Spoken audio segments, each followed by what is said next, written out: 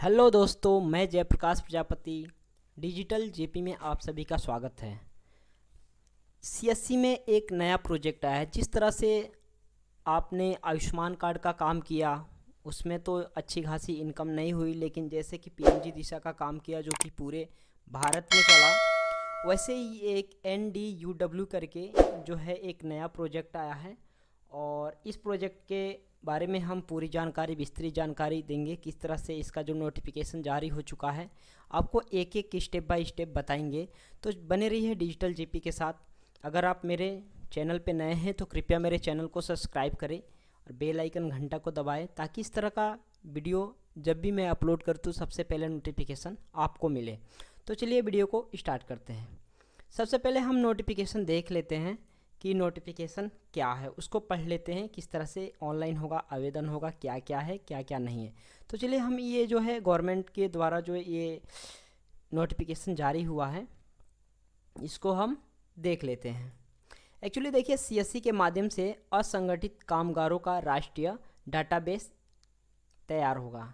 यानी कहने का मतलब ये है कि असंगठित श्रमिक कौन कौन हैं।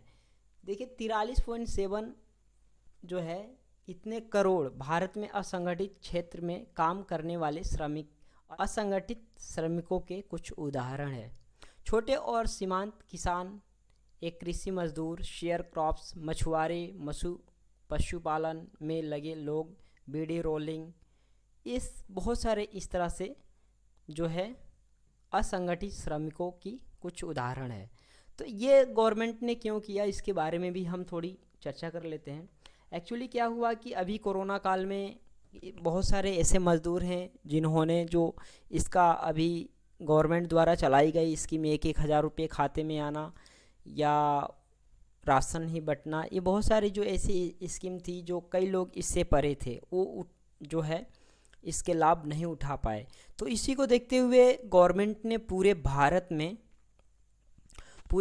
में क्या किया है, एक डाटाबेस तैयार करने के लिए सीएससी बीएलई को ये प्रोजेक्ट सौंप दिया है। और इसमें जो है बहुत बेहतर कमाई होगी। इसमें मैं बताऊंगा आपको कैसे क्या करना है, सारी जानकारी मैं आपको दूंगा। तो नेक्स्ट देखते हैं, ये तो हो गया असंगठित श्रमिकों के कुछ उदाहरण। नेक्स्ट जो है देखिए, श्रम और रोजगार मंत्रालय असंगठित कामगारों का राष्ट्रीय डेटाबेस तैयार कर रहा है। देखिए श्रम विभाग और रोजगार मंत्रालय ये दोनों मिल करके असंगठित कामगारों जो काम करने वाले हैं उनका जो है डाटाबेस एक तैयार किया जाएगा। किसके माध्यम से? NDUW। ठीक है। उसके बाद वेबसाइट पर असंगठित श्रमिकों के पंजीकरण की सुविधा होगी। उसके बाद प्रत्येक UW को पहचान पत्र जारी किया जाएगा जो एक विशिष्ट पहचान संख्या होगी। जिस तरह से हमारा आधार कार्ड का एक विशिष्ट पहचान होती है, वोटर कार्ड का एक विशिष्ट पहचान होती है, आपका आयुष्मान कार्ड का एक विशिष्ट पहचान होती है, सेम वैसे ही जो है इसका एक पैन कार्ड का आपका विशिष्ट पहचान, और सेम टू सेम NDUW का भी एक विशिष्ट पहचान होगी, जिससे कि उसको डाटाबेस में रखा जाएगा। ठीक है। उसके बाद NDUW के तहत पंजीकरण कर्मचारी ले सकते हैं PM सुरक्षा भीम योजना। रुपए का प्रीमियम 12 से 1 साल के लिए माफ़ कर दिया जाएगा। इसमें देखिए 12 से 1 साल के लिए इसका रुपया जो है वो भी माफ़ कर दिया जाएगा। यानी 1 साल तक इस कार्ड को बनवाने में आपको जो है 1 रुपया भी नहीं लगने वाला है। उसके बाद NDUW में जो है रजिस्ट्रेशन क्यों करें, ये भी सवाल आता है। असंगठित श्रमिकों को सामाजिक सुरक्षा और कल्याणकारी योजनाओं का लाभ मिलेगा। देखिए इससे क्या क्या फ़ायदे हैं। यह डेटाबेस असंगठित श्रमिकों के लिए नीति एवं कार्यक्रम बनाने में सरकार की मदद करेगा। अनौपचारिक क्षेत्र में, औपचारिक क्षेत्र में श्रमिकों की आवाजाही और इसके विपरीत उनके व्यवसाय, कौशल विकास आदि पर नज़र रखना। उसके बाद जो है साथ ही प्रवासी श्रमिक कार्यबल को ट्रैक करने और उन्हें अधिकार रोजगार के अवसर प्रदान करने में भी कामगार होगा। तो ये रजिस्ट्रेशन से फ़ायदे हैं। ठीक है। उसके बाद नेक्स्ट है पात्रता मापदंड, यानी क्या क्या इसमें मतलब होने चाहिए, डॉक्यूमेंट क्या होना चाहिए, एज क्या होना चाहिए, ये सारी देखिए इसमें क्या है।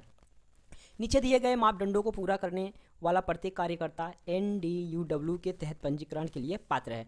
पहली बात तो उनकी जो उम्र होनी चाहिए 16 से 59 वर्ष होनी चाहिए। 16 से अधिक होनी चाहिए और 59 वर्ष से नीचे होना चाहिए। दूसरा जो है आयकर दाता नहीं होना चाहिए, जो कि आपका जो आयकर बनता है 5 लाख से नीचे होता है, तो वो जो है आयकर दाता नहीं होना चाहिए। तीसरी जो है ईपीएफओ और ईएसआईसी का सदस्य नहीं होना चाहिए। देखिए इसमें भी है ईपीएफओ, कई लोग तो ईपीएफओ के सदस्य हैं और ईआईसीआई का जो है सदस्य हैं ऑलरेडी। बहुत लोग हैं ऐसे जो कि कंपनी में काम करते हैं तो उनका पीएफ फंड करता है। उसके बाद ईएसआईसी करके एक कार्ड बनता है जो डॉक्टरी कार्ड होता है, इसके बारे में आप बोलेंगे तो मैं अलग से एक वीडियो बना दूंगा, ठीक है। उसके बाद नेक्स्ट करते हैं असंगठित श्रमिक श्रेणियों में काम करना चाहिए। जो भी है कामगार मजदूर वो अश्रमिक जो है असंगठित क्षेत्र में कामगार होना चाहिए। तीसरा है कौन सभी NDUW में पंजीकरण नहीं करा सकते हैं। देखिए संगठित में लगे कोई भी क्षेत्र, जैसे संगठित क्षेत्र में निजी सार्वजनिक क्षेत्र में श्रमिकों से मिलकर बनता है जो नियमित वेतन उपलब्धियां और अन्य लाभ प्राप्त करते हैं, जिसमें भविष्य निधि और ग्रेच्युइटी के रूप में अवकाश और सामाजिक सुरक्षा शामिल है। नेक्स्ट, पंजीकरण की आवश्यकता। पंजीकरण जब आप क्या नाम है करेंगे तो उसमें क्या क्या जो है आपका केवाईसी के लिए अप्रूवल देना होगा। तो देखिए इसमें है अनिवार्य जो है आधार नंबर का उपयोग कर अनिवार्य केवाईसी करनी होगी, जो कि OTP जाएगा या फिंगरप्रिंट से या आंख की पुतली यानी आपका आइरिस से भी कर सकते हैं। उसके बाद जो है सक्रिय बैंक खाता होना चाहिए। उसके बाद सक्रिय मोबाइल नंबर होना चाहिए और ऐच्छिक जो होना चाहिए शिक्षा का प्रमाण पत्र होना चाहिए, आय प्रमाण पत्र, व्यवसाय प्रमाण पत्र और कौशल प्रमाण पत्र, इतना होना चाहिए। आपको पंजीकरण जब कराने जाएंगे तो आपको इतने कागजात की आवश्यकता होगी। नेक्स्ट, CSC की भूमिका क्या रहेगी। देखिए सबसे ज़्यादा जो है गवर्नमेंट की कोई भी वर्क आता है या काम आता है तो सबसे पहले CSC का उसमें हाथ रहता है, ठीक है। तो देखिए CSC की भूमिका क्या, देश भर में 73.7 करोड़ असंगठित कामगारों के पंजीकरण में सहयोग रहेगा। पंजीकरण UNA में श्रमिकों को अनुरोध अपडेट करेंगे। स्थानीय स्तर पर NDUW की हिमायत हो रहेगी। असंगठित कामगारों को रजिस्टर एवं UNA कार्ड सौंपे जाएंगे। A4 साइज पेपर, जो बड़ा साइज पेपर होता है उस पर सौंपा जाएगा। उसके बाद प्रति नए पंजीकरण पर 20 रुपये करोड़ सहित का कमीशन जो CSC BLE और CSC SPV के बीच 80 संबंधे 20 के राशन में विभाजित किया जाएगा। ये देख लीजिए। उसके बाद असंगठित श्रमिक में पंजीकरण के लिए कोई राशि नहीं ली जाएगी। देखिए जो है असंगठित मजदूर जो जिनका भी रजिस्ट्रेशन होगा उसमें क्या है कि आपको शुल्क बिल्कुल नहीं लेना है, ठीक है। उसके बाद यहाँ पे लिखा है सुविधा CSC के माध्यम से उपलब्ध होगी, जहाँ लाभार्थी को 20 रुपये करोड़ सहित का शुल्क लिया जाएगा। देखिए यहाँ तो पहले लिखा जा रहा है कि असंगठित श्रमिकों से पंजीकरण के लिए कोई राशि नहीं ली जाएगी, और दूसरा लिख रहे हैं कि उद्यन सुविधा CSC के माध्यम से उपलब्ध होगी, जहां लाभार्थी से 20 रुपये करोड़ सहित का शुल्क लिया जाएगा। यहाँ 20 रुपये का शुल्क लिया जाएगा कब, जब CSC के माध्यम से ऑनलाइन होगा तब। नेक्स्ट, CSC BLE भाई किस तरह से लॉगिन करेंगे। जैसे ही आप क्या है कि आप जब अपना डिजिटल पोर्टल सेवा को ओपन करेंगे तो वहाँ पे आपको सामने सामने जैसे कि आयुष्मान कार्ड हो गया, PM किसान हो गया, जैसे पोर्टल एक नया जुट जाता है वैसे ही सेम टू सेम आपके CSC में जुट जाएगा। नेक्स्ट जो है क्रेडेंशियली के साथ लॉगिन करने का। देखिए जब आप लॉगिन करेंगे, देखिए स्पष्ट मैंने बताया कि जुट जाएगा, तो देखिए क्रेडेंशियल के साथ जो है लॉगिन करें और खोजे ई-श्रम कार्ड, ठीक है। उसके बाद जैसे ही खोजते हैं तो देखिए इस तरह से आपका कुछ होके आएगा और ये जो है आपके सामने इस तरह से आएगा। आने के बाद आपको नेक्स्ट क्या करना है, देखिए आपको देखिए eKYC के लिए जो है आधार eKYC यानी यहाँ पे आधार नंबर डालना, और मैंने बता दिया आप फिंगरप्रिंट से कर सकते हैं, मोबाइल नंबर या आइरिस से कर सकते हैं KYC। उसके बाद नेक्स्ट जो है यहाँ पे eKYC करने के बाद जो भी आपका टर्म एंड कंडीशन है यहाँ पे पढ़ना है। उसके बाद सिंपल जो भी यहाँ पे एड्रेस मांगेगा, आधार कार्ड जो भी डिटेल्स मांगेगा उसको सही तरीके से आपको वहाँ पे फिलअप करना है। नेक्स्ट जो है व्यक्तिगत जानकारी दर्ज करें और जारी रखें, जो भी है यहाँ पे आपको सिंपली जो है आपको भरना है। भरने के बाद लास्ट में जब हम आते हैं तो यहाँ पे आई एग्री करके सबमिट कर देना। जैसे ही आप सबमिट करते हैं तो देखिए यहाँ पे जो है UNA कार्ड एक रेडी हो गया, और आपका जो UNA कार्ड देखिए जस्ट जैसे कि आधार कार्ड आपका है same to same Aadhaar card की तरह एक कार्ड आपको मिलेगा, जो कि पूरे भारत में ये जो है बताएगा कि आप जो है असंगठित मजदूर यानी आप NDUW से जुड़े हुए हैं, ठीक है। उसके बाद देखिए सामान्यतः प्रश्न, अगर कोई प्रश्न पूछता है तो देखिए इसमें प्रश्न, क्या NDUW में नए पंजीकरण के लिए कार्यकर्ता को कोई शुल्क देना होगा।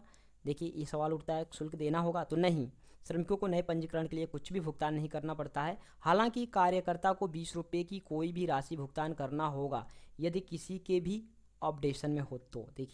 देखिए पहले बात तो कह रहे हैं कि करना नहीं होगा, और दूसरी बात कह रहे हैं कि 20 रुपये की राशि। तो देखिए हालांकि इसमें 20 रुपये की राशि आपको लेना है, ठीक है। उसके बाद क्या है, क्या UNA कार्ड की कुछ वैधता होती है। तो देखिए इसकी जो है यहाँ पे प्रश्न होगा, उसके बाद यहाँ सिंपल सी जवाब है कि यह जीवन भर के लिए मान्य है। जैसे कि आपका आधार कार्ड मान्य है वैसे सेम टू सेम ये कार्ड भी आपको मान्य होगा। उसके बाद तीसरा जो है क्वेश्चन है, क्या कर्मचारी को हर साल UNA कार्ड का नवीनीकरण कराना होता है। तो देखिए नेक्स्ट है, यदि सूचना में परिवर्तन होता है तो कोई अन्य विवरण अध्ययन किया जाता है तो कार्यकर्ता को अवश्य ही कार्ड को फिर से प्रिंट करें, ठीक है, केवल प्रिंट करने के लिए बोल रहे हैं यहाँ पे, ठीक है, अगर कोई नियम में बदलाव आता है तब जाके। उसके बाद नेक्स्ट जो है, यदि कर्मचारी आयकर नहीं दे रहा है लेकिन रिटर्न दाखिल कर रहा है तो क्या वह पात्र है? हाँ, एकदम बेशक पात्र है, क्योंकि देखिए जो कर देता है वो 5 लाख से ऊपर देता है, और जो 5 लाख से नीचे रहता है वो तो ITR फाइल कर सकता है, क्योंकि उनका TDS कटता है, वो रिटर्न होता है, और एक्चुअली उनको भरना भी चाहिए, क्योंकि इससे बहुत सारे फ़ायदे होते हैं और उससे कोई करदाता नहीं माना जाता जब तक 5 लाख से एबव नहीं होता है। नेक्स्ट, क्या कोई हेल्प डेस्क है जिससे हम अपने प्रश्नों के समाधान के लिए संपर्क कर सकें? बेशक, जब इतनी बड़ी चीज़ है तो भाई ये तो बेशक आपका जो है शिकायत करने के लिए तो कोई ना कोई ज़रूर कॉल ऑनलाइन दर्ज की जाएगी। तो देखिए यहाँ पे सिंपल लिखा गया, हाँ, कार्यकर्ता पर सुबह 8 से 8 बजे के बीच में NDUW पर किसी भी प्रश्न के लिए कॉल कर सकते हैं या ऑनलाइन शिकायत दर्ज कर सकते हैं। देखिए अभी तो यहाँ पे हेल्प डेस्क जो नंबर है अभी जारी नहीं हुआ है, लेकिन जल्द ही इसको नोटिफिकेशन तो आ गया, फिर से जल्द ही इसमें जारी कर दिया जाएगा। उसके बाद थैंक यू। तो देखिए दोस्तों, इसमें आप पंजीकरण कीजिए। यहाँ पे सबसे बड़ी बात है कि CSC BLE को जो है ये प्रोजेक्ट मिल गया है, और इसमें जो है बहुत बड़ी कमाई होने वाली है, जैसे कि PMG दिशा में कमाई हुई और वैसे ही इसमें भी कमाई। तो दोस्तों, जब भी कोई नया अपडेट आता है तो मैं सबसे पहले आपको अपडेट करूँगा। तो ये वाला जो अपडेट पाने के लिए आप मेरे चैनल को सब्सक्राइब करें, बेल आइकन घंटा को दबाएं, ताकि इस तरह का जब भी कोई नया अपडेट आए तो सबसे पहले नोटिफिकेशन आपको मिले। तो फिर मिलते हैं अगले वीडियो में इसी के साथ। जय हिंद, जय भारत, वंदे मातरम।